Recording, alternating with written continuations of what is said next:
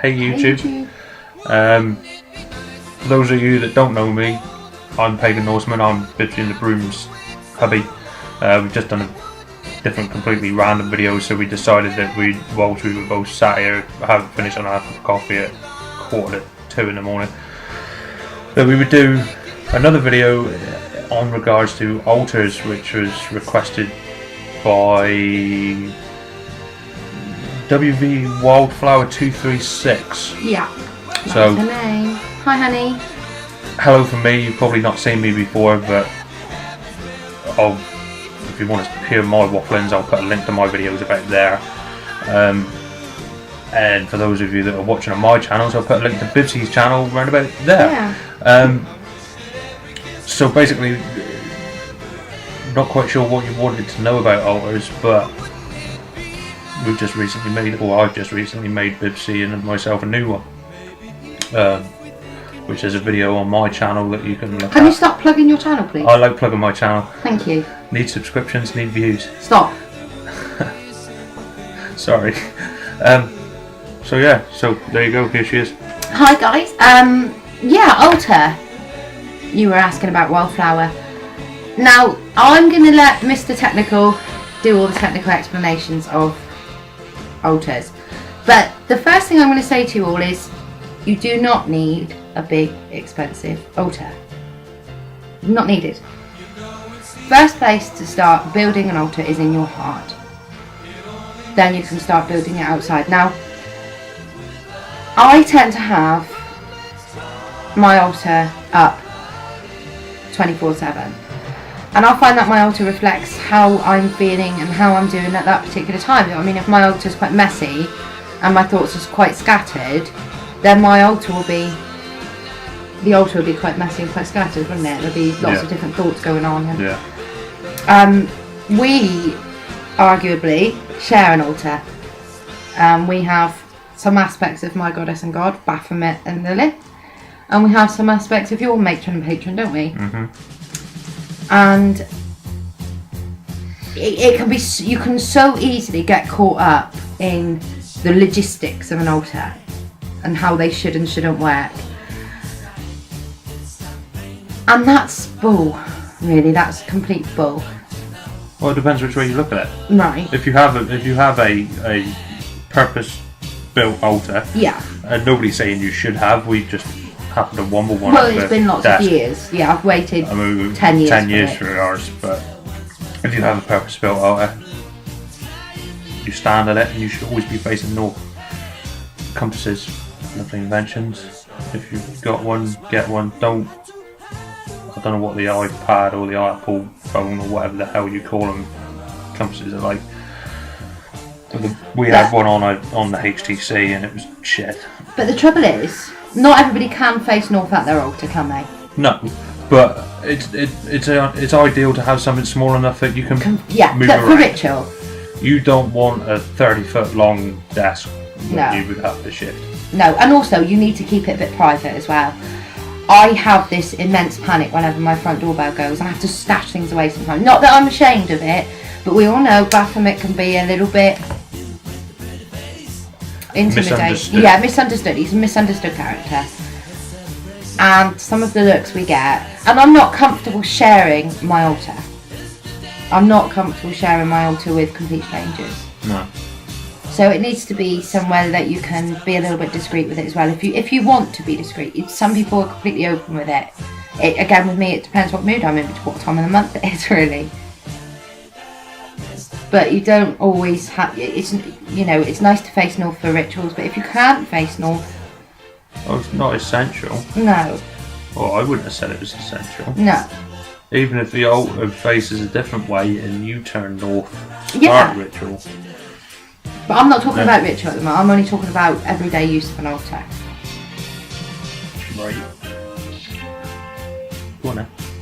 No, that's what I'm saying.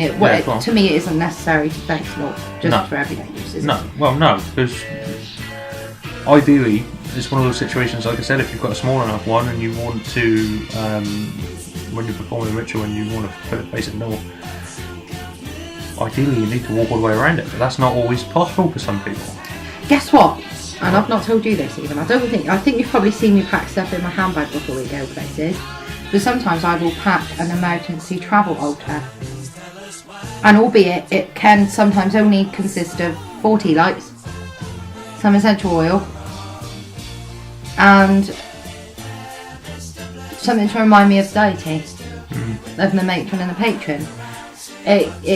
I sometimes feel that's what I need. Some people have altars in their cars, but then it's like I've said to other people, and I've put this in one of my videos on my channel, that you don't necessarily need to have an altar at all. No. Everybody in this world that can step foot outside their door will have an altar. Yeah. Because if you step outside your door, you could have as little as a packet of incense sticks or cones or whatever with you. Find a grassy spot. That's going to ground you. You're going to be with the goddess. Go. Light your incense. And just be at one with nature. That's what we often do. Every day, actually. Every day. Every day. We don't go to the altar every day, do we? But we do go out in the garden, and the front garden, and we put our offerings every day. Always an incense stick burning out there every day. Yeah, and that's sometimes just enough. But wildflower, darling, if you want to build an altar, here's what you need to do that.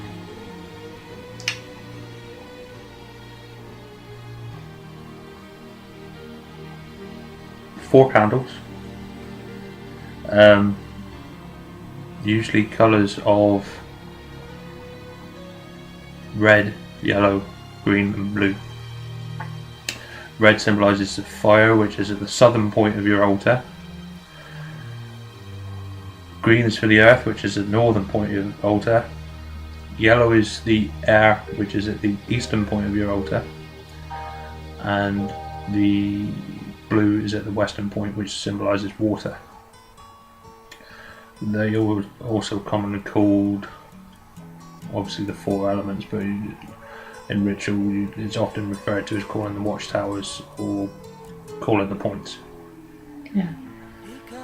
Sometimes what I do with my altar is, in 4 little ramekins, I'll have some water, I'll have some mud from the yard or the garden, I will have a feather for air, and I will have a candle for fire, and I will pop these 4 things around. But I mean, this is the thing. You can go through book after book after book after book, and they're all so different. They'll say you want this and you want that and you want the other to symbolise this element, you want that to symbolise the other element, and you want blah to symbolise.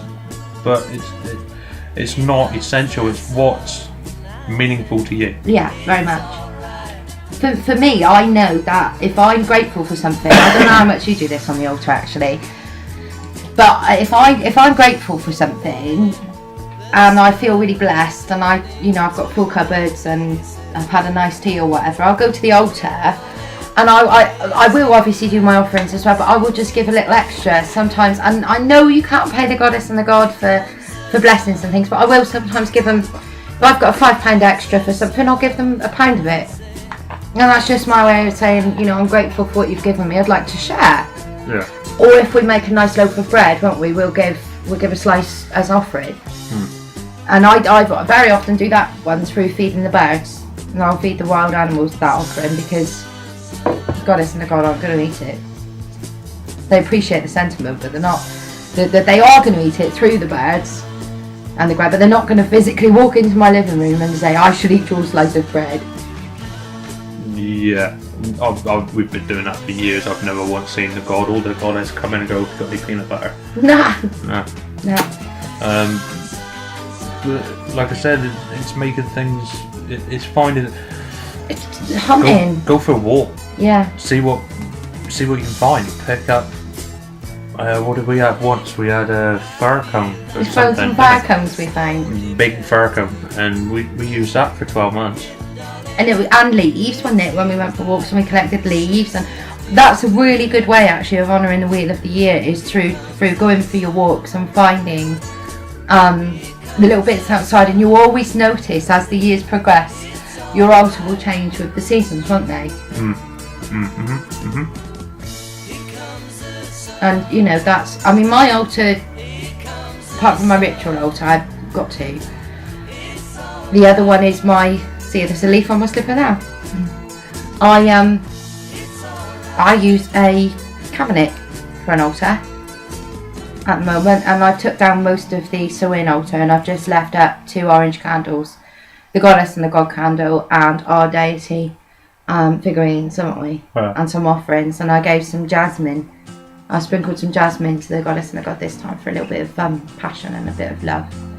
Because, no, not in that sense. Possibly in that sense. But it's, darling, it's what feels right for you on your altar. You know, as long as you've got even if you can only use 4 4 tea lights, would do it. 4 tea 4 lights. birthday candles would do Yeah. it. Little kiddies' birthday candles. And Preferably not the ones in the shape of numbers or letters, but... And on the full moon, what I'm going to do this full moon, this is my new resolution from Sew-In. So I've got an old satin nightdress, and I think the goddess and the god would approve of me recycling and upcycling things, and it's white. So the altar for the full moon, for the next full moon, I'm going to have a satin altar cloth, white one, some white candles, some white crystals, and some silver coins and things that remind me of the goddess for our drawing down the moon ritual.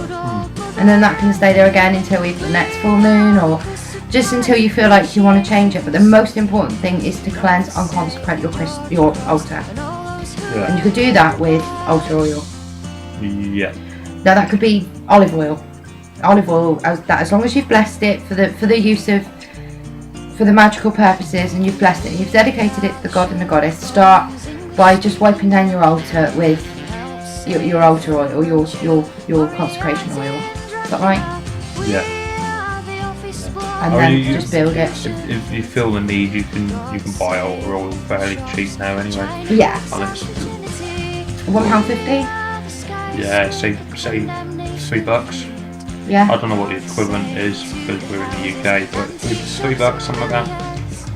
And you know, you can get them almost anywhere. Or you could just dedicate some vegetable oil if that's all you've got. You could charge and consecrate that for the use. You could make your own. You could. Yeah. Just get some rosemary. Any herb for protections, infuse it in the oil for a couple of days, and yeah. Add a colour. If you want to add colour, add white chalk or white talc, and just a little bit for purity, or pink for love, or brown for earthing, or green for money, whatever. You can make your oils that way. And if you've got herbs lying around and you want to dedicate them, I always leave fruit. Always put fruit on my altar, especially to the goddess, an apple. So it just reminds me when I'm, when I'm bringing food when I'm bringing the magical into the mundane, it's just a good way of reminding me of what magic and what paganism or spirituality or Wicca or whatever domination you are. It's just a way of bringing the magical into the mundane, it just reminds me of think, but the altar is just a thing for you to be creative. Lots of people don't have Wiccan pagan altars, they have angel altars. Well, the altar's merely a focal point. Yeah, it's almost like an altar. It's an extension of something along the lines of a wand or an athame. It's purely there to focus your intent. I'll tell you another good trick you could have is a little box, couldn't you, on the altar? Do you remember I had that affirmations box? Yeah. That year, and I write things on them, things I want to change or things I'm trying to get rid of on the waning moon or on the waxing moon, things I want to bring in, and I just write it down and pop it in the box. Yeah, I kept saying my name on them, didn't I? Ha ha. Yeah, I'm divorced. So, darling, everything you do on your altar will be right by the god and the goddess. I mean, as long as it's not sacrificing a chicken or a dead cat, then I don't think they take kindly to that. But if it's from your heart and it's with childish love, the love that, like a child would bring you a flower that they found in the garden and then they carry it all day and it's half dead and mangled. But because they gave it to you in perfect love and in perfect trust, it's the most special thing. And that's what you are in front of the one. You are a child, you are their child, and they appreciate everything that you do for them. I think no matter how small, cheap, insignificant you may feel it is, they will feel it counts massively. Yeah. I would say that's probably the best tip. And daily, just make sure you light some incense and you just have some focal time inwardly on your altar. So that's my advice to that. One of the things I always say to everybody is you need to look inside yourself. As long as you look inside yourself and everything you do is in perfect love and perfect trust, you will never do any wrong. Yeah. That's a good, a good place to start, darling. So I hope we've been some help to you. Is there any last tips? Nothing I can think of offhand. So let's just recap. Your earth, your air, your fire and your water candle. Candles there. Candles there. Perhaps a bowl of water dedicated to the goddess, and something pointy, phallic-like to the god, and a pointy stick or something phallus-like to represent the god, and an offering from your heart. And just give your time and your attention, and just note yourself throughout the year on that altar, and you'll see what's going on in your mind and in your life at that time around your altar, because you'll see your thoughts. You'll find sometimes if it's quite organised, it will be quite organised, and if your mind's quite disrupted or you've been unwell, you'll notice that and it will resonate with the altar. And just do your housework in there quite often, which I don't. And what if you do come to do ritual and you're casting your protective circle, make sure you do it bigger than 2 feet across, because somebody doesn't, and then I can't move. I try.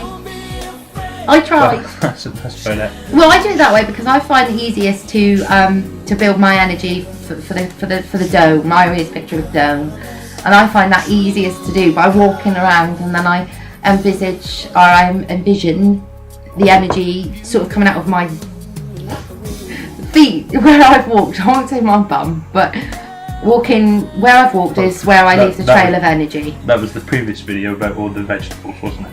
Yeah. So I can imagine it that way. That's why I do that. And darling, just be natural and you will be fine. Promise you my love. This is Bibsy and her broomstick. Blessed be. Blessed be.